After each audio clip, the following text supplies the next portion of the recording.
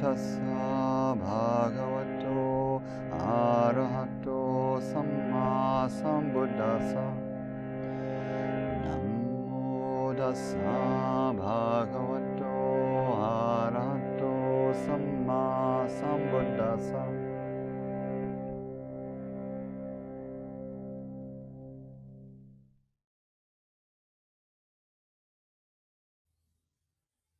So I began today thinking about satsang, thinking about coming here tonight. And last week we had a kind of, ask any question or sort of bring up topics kind of gathering. And we talked just a little bit at the end about this word soul. And it came back to me today, so I brought it forward again. And so a bit about this soul train that we're on. I really do love the word, and I love what it feels like it points to when I use it and when I hear it in general culture. It feels like when folks use the word soul, they're talking about something like deep aliveness, vitality, a kind of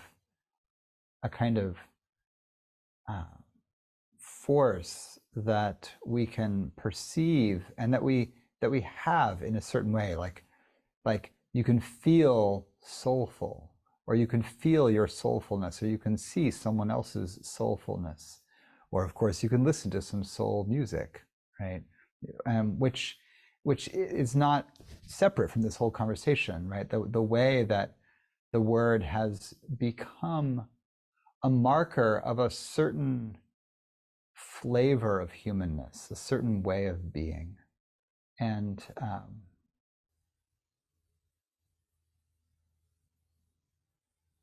in that sense, it's not a good translation for the Pāli word anatta, which we often will translate it as not self or selfless. And sometimes I'll say self is not a good translation of attā, the thing that all things have the characteristic of not having or not being. Sometimes I'll say that soul is a better translation for it because philosophically it's a more accurate one, but in terms of ordinary language, it's not actually very good either. What attā means is permanent individual essential nature. This is an old religious concept that means something like, is there a singular eternal thing that defines you or any entity, the chair, the dog, the person, the concept, anything that we think of as a thing? Does it have an essential nature that we can say, oh, this defines that? Those of you who did basic philosophy back in school at some point might have come across Plato and the ideas or ideals or the forms. Is there a thing that the word, chair means that transcends all the distinct individual variations of chairs? And it's a core tenet of postmodernism that there is not such a thing, but it's also a core tenet of Buddhism that you can't find that thing when you go and look for it. And those two propositions, I think, don't mean exactly the same thing. It's not exactly the same to say you can't find something as to say there is not a thing, that it doesn't exist. The Buddha is really clear throughout his teaching that he doesn't talk about existence much. He's not actually philosophizing in that way. He's not asking abstract questions and breaking them down in a logical way. And he's not asking the old hard philosophical questions like, what does it mean for something to exist? The Buddha doesn't care, doesn't seem to care about the answer to that question. And so the fact that he says that everything has the characteristic of anatta, everything has the characteristic of selflessness or not essential natureness, doesn't mean that such a thing doesn't exist per se. It also doesn't mean that it does. That's not the question. What he asserts is that every experience, now experience means person, thing, entity, moment, object, all of that, is marked. The word for characteristic means marked, lakkhana.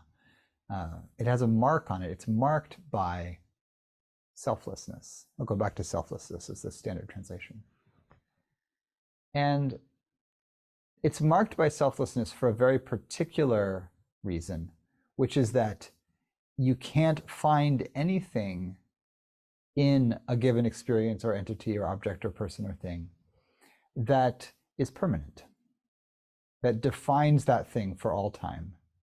If it defined it for all time, it would have to not change, right? So is there something that defines chairness that's absolutely eternal? We could say, well, you sit on it, and therefore the word could apply to anything from a rock to a stump to a patch of ground that you're sitting on. I'm taking the chair in its action, definition. But if I just sit down on a patch of ground, nobody's going to say, nice chair you got there, right? They're going to say whatever else they say, but they're not going to talk about chairs because there's no chair here, even if I'm sitting on the ground.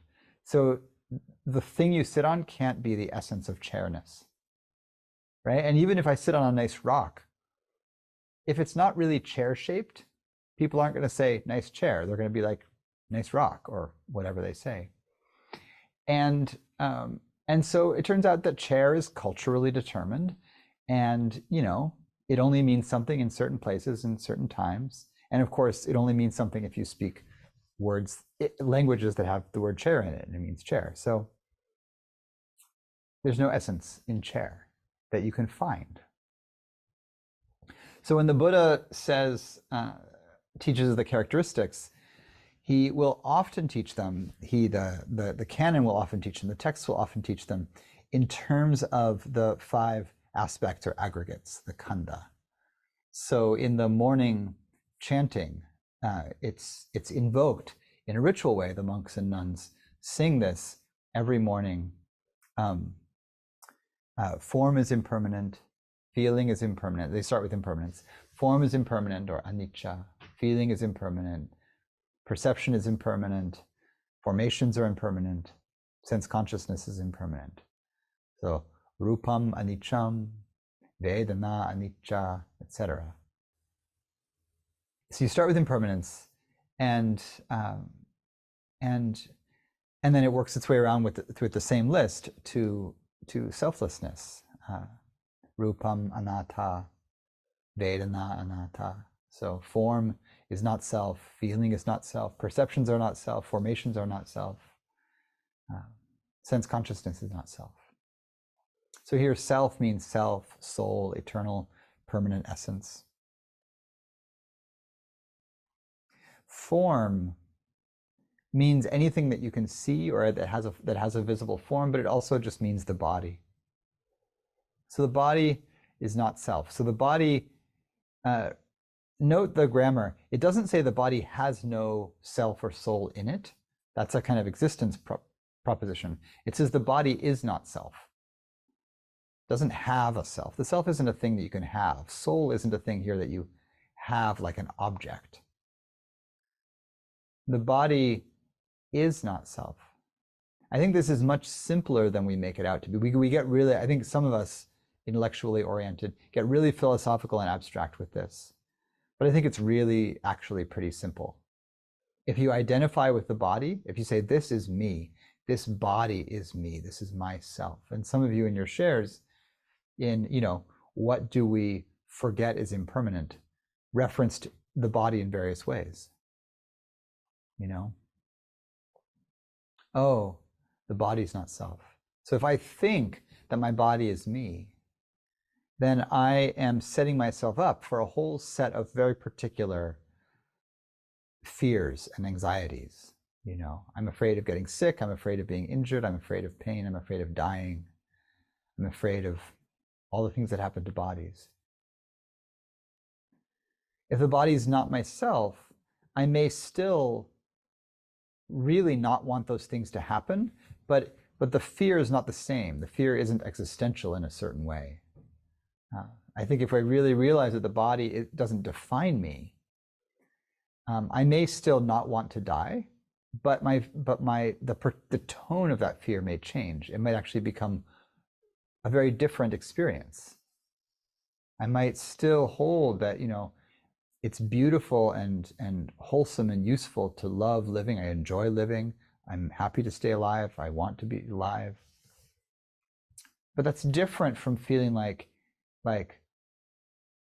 when my body dies, I am somehow lost to the world, that I lose touch with what's real or good. I'm afraid of leaving or being pulled away from that which feels like my home here. The body's not self.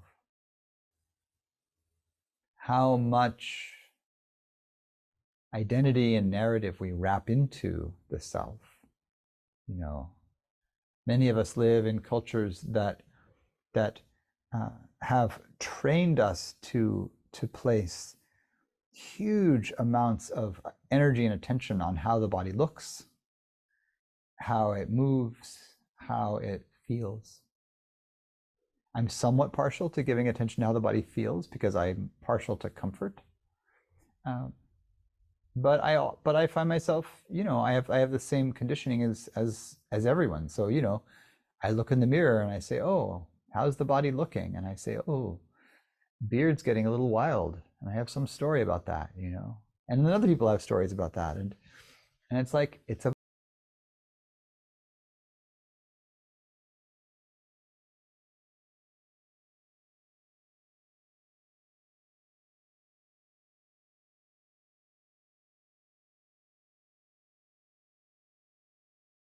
So the sense that something is pleasant, unpleasant, and neutral, this is Vedana, the second of the Khandha, the aggregates.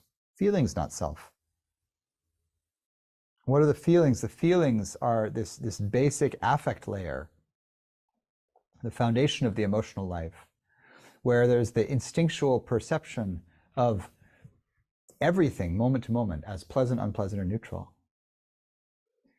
Those things are not self. What does that mean? How much my perceptions of things as pleasant or unpleasant determine my experience, but also determine in a way my personality.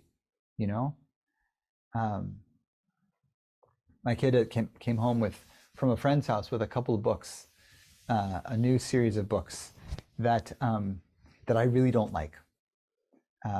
Recently, we've been reading a series of books that I really do like, and that are things that I like. They're gentle and non-sarcastic and have wholesome values and like that. And my kid came home from his friend's house having borrowed books that do still have kind of wholesome values, but they're super like sarcastic, ironic, postmodern, snarky, and I don't like that. So here I am. Unpleasant is my response to that, and if I'm not careful, I identify with that. I'm the kind of person who doesn't like that, and I'm the kind of person who likes this other thing, and I can then, if I really fall into that, I catch myself saying things like, well, we don't really read things like that. And I'm like, and he's like, and he's smart. He's like, why? And I'm like, well, and what my fallback, if I don't want to get into some long dad explanation about the nature of sarcasm for 7-year-olds and why it's more, why Tum Tum and Nutmeg is more wholesome, than Dog Man. There you go. That's what it is. I have to just fall back on, well, I just don't like it, and then his perfectly wise response is, well, I like it. And so, you know, the reminder, oh, feeling is not self.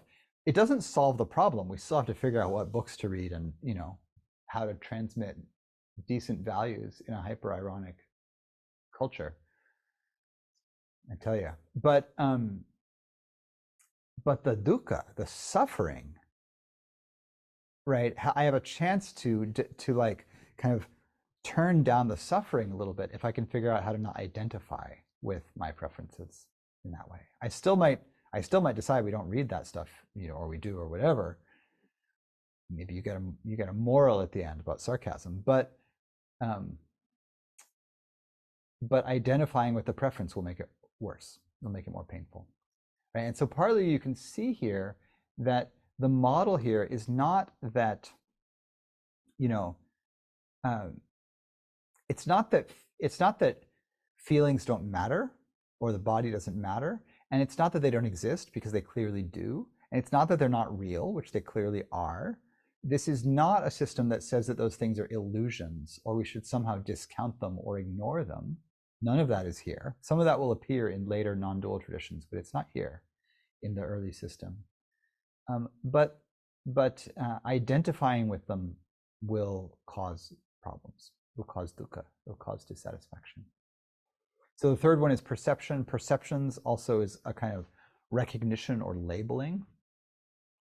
Perception is not self. This one gets really subtle, you know. Next time you catch a glimpse of yourself in the mirror, notice that there's probably an immediate recognition of yourself.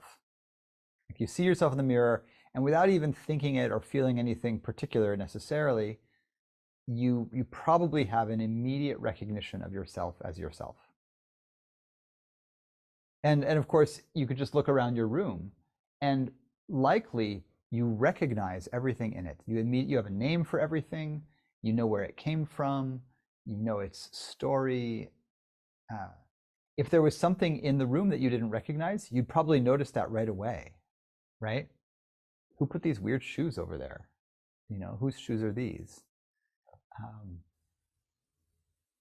And so recognition, you know, happens under the radar. It's really subtle. It happens fast. It's completely habitual for the most part. What would it mean for recognition or perception or labeling or naming of things to recognize that that is not self?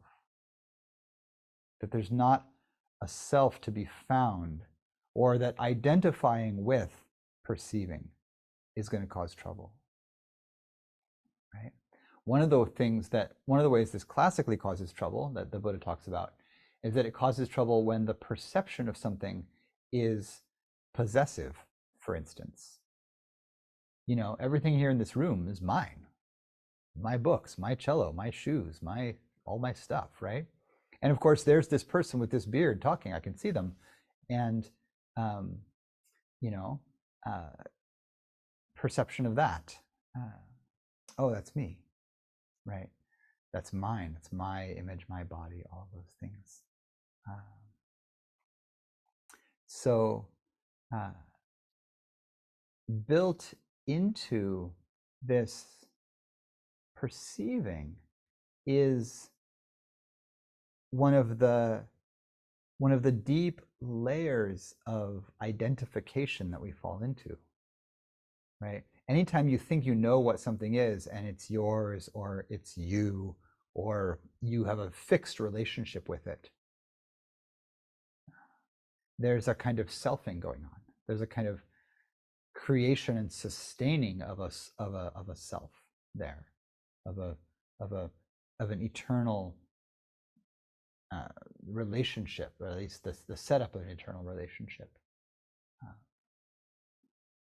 This is one of those ways that the reflection on things arising and passing can be helpful, because you know you can look around you, see all the things that are yours, and of course, you know, it's a classic Dharma practice to remember that all of these things will not be yours forever. They might break tomorrow, and then you throw them out and they're no longer yours. You might give them away. Somebody might take them away from you.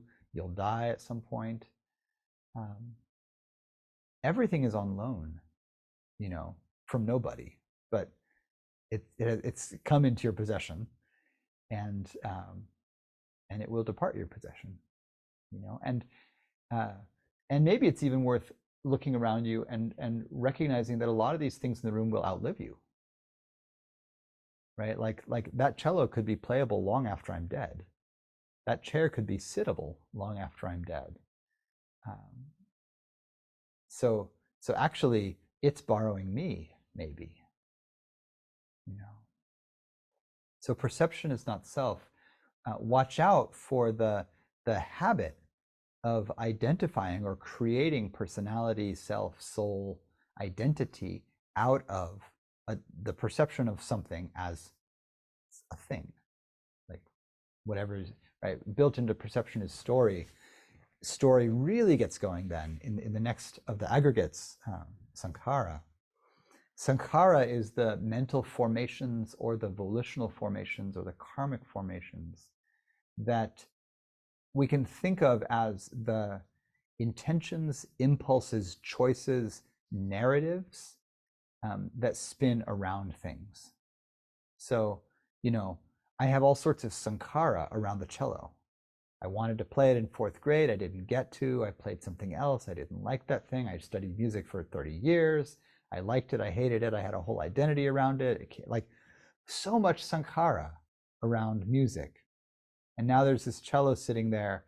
And it's like, some days I can feel like the karma just radiating off of it. Some days I can't even touch it. The karma is so heavy. Other days it has a kind of gravitational pull, and all I want to do is touch it, Sankhara is all of the deep stories and the identities and the meaning level that we ascribe to things. Why is the cello meaningful to me? So many reasons, layers upon layers of culture and history in that thing. And of course that's true about our bodies, right? And the bodies of those people we are drawn to and love, and the people we give birth to, and the people who gave birth to us, and all of that, right? Lots and lots of story. So all of that is sankhara, and the reflection is there's not a self that can be found there.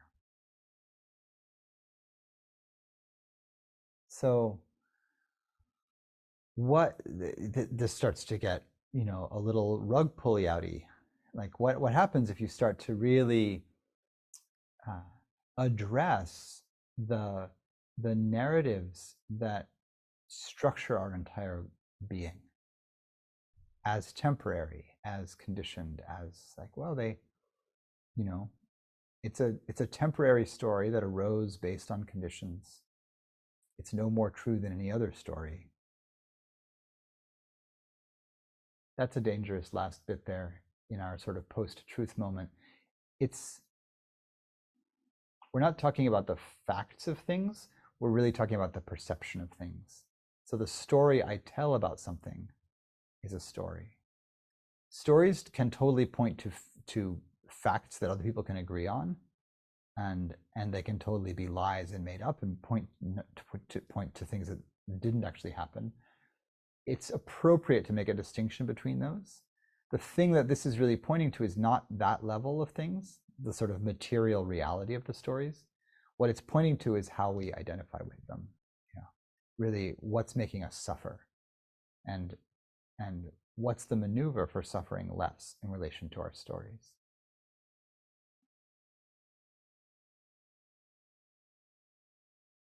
You might think of a story about yourself.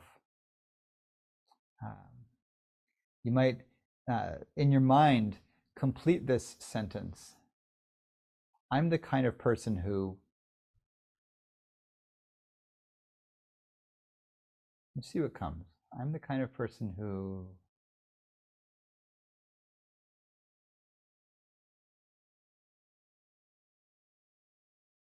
just notice that there's a kind of defining myself narrative in there.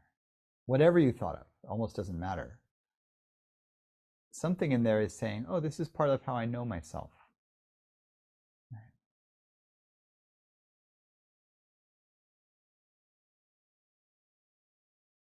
You could choose anything that has a kind of self-definition in it there. You could say, you know, blank is important to me because. So something, what's something that's important to you? Well, this is important to me because da, da, da, da. And there will be a kind of self in there. And so then the reflection, oh, there isn't a self in that. There isn't a self, can't be found in that.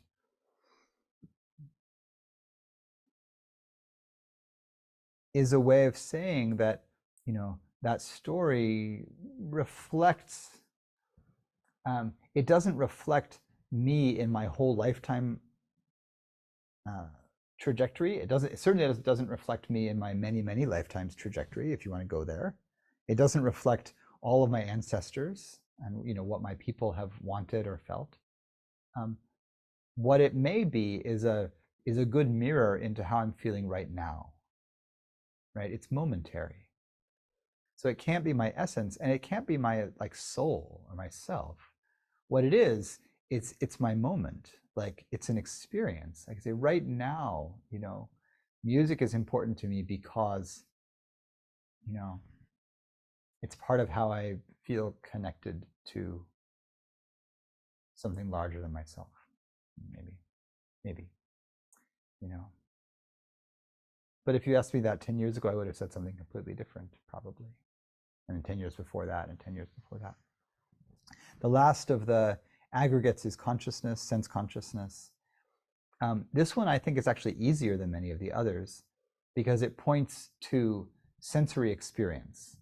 For a lot of our sensory experience, maybe it's a little easier not to identify, you know. I see something, I don't think that I am it. But when seeing something gives rise to perceptions and formations, then the identity comes. So I think often the identification comes in the earlier khanda or aggregates. It comes with feeling, it comes with perception, it comes with story. The sense consciousness is almost just the vehicle that it comes in on, but they come interwoven. You know, one of the reflections as we did our go around was on the body and pain, physical pain, chronic pain. And certainly identity can form around chronic pain where there's a sense perception. I'm actually just identifying with perceiving that, you know, in a subtle way. It's like I'm the one who perceives pain. And then all of the stories and the complex of feelings that grows around that. So this is selflessness, anatta, not self. But I started here reflecting on soul. Soul, as a translation of attā, is a way of saying none of these things have a lasting, permanent soul in them. So I think that's clear from the description, at least abstractly. Where we can land with soul then, where we landed last week, and that I think can feel helpful, is that there is something that is larger than myself, that sometimes feels infinite or feels cosmic. Those are just words. I don't know. I don't feel like I have the I don't have the individual capacity to confirm whether something is eternal or cosmic. I can have an experience that feels timeless or vast or very spacious, and I can get an intuition. Oh, this is the eternal.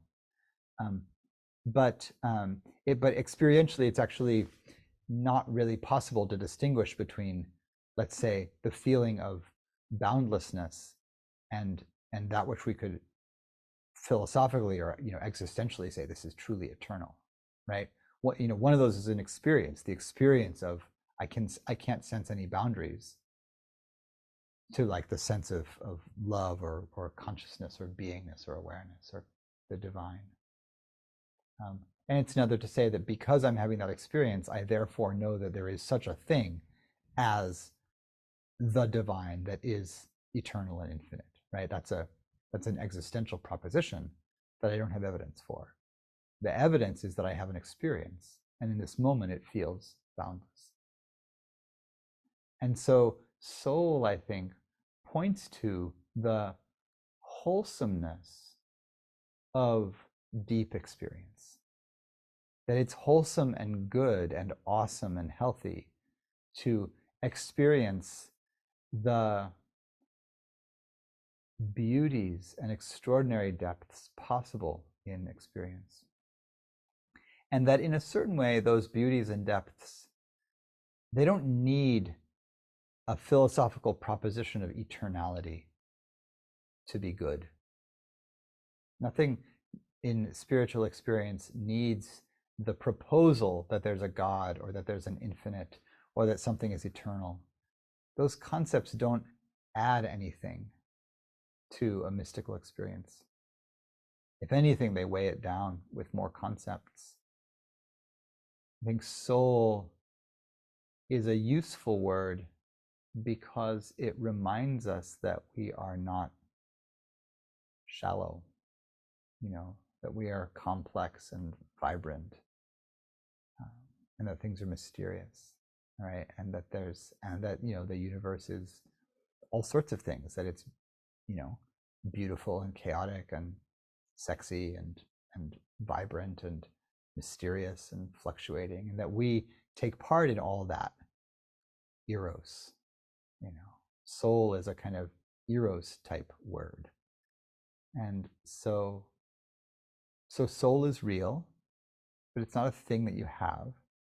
It's a thing that you can feel and cultivate. And the Buddha's warning around it is just not to identify with it. Not to feel like because I'm sensing a kind of vast aliveness, not to think that that means that I somehow am eternal, or that God is eternal, or that, there's this aliveness is actually a thing that exists outside myself, that is vaster than myself. All of those are concepts. Even to say it's not myself, or it's bigger than myself, or it is myself, or it's not me, or it is me, or it's my psyche, all of that, it's just sankhara. It's just narrative. And there's not self in any of that. Right? So then the Buddha will say, the thing that's important here is that everything is marked by impermanence, marked by selflessness. And because of those, marked by unsatisfactoriness. You can't rely on anything permanently. Therefore, the thing to do is to see this clearly, to understand this clearly, so that you don't suffer. Right? The whole of the practice points toward uprooting dukkha, dissatisfaction, by uprooting clinging to the aggregates. And so this is the formula for liberation, which is that, form is impermanent, form is not self, form can't be permanently satisfying. Feeling, perceptions, formations, and consciousness are impermanent. They're not a reliable self. They can't be permanently satisfying. And because of that seeing, there's a falling away of this habitual instinct toward grasping. Grasping just means doing the action of forgetting impermanence, forgetting selflessness, forgetting unsatisfactoriness, and feeling like, oh, no, this aspect of the body, this is me, or this feeling, this is really me, this perception, this is really me, this story, this is really me. Everything else can be impermanent, but this thing I'm holding on to, and it's just clinging. And so the definition of the First Noble Truth ends here, right? Dukkha is the 5 aggregates, the 5 clinging aggregates. And the cessation of that clinging is is peace, is freedom. So, so be soulful, but don't get confused about what's yours and what's not. All right. Pause for there. Blessings.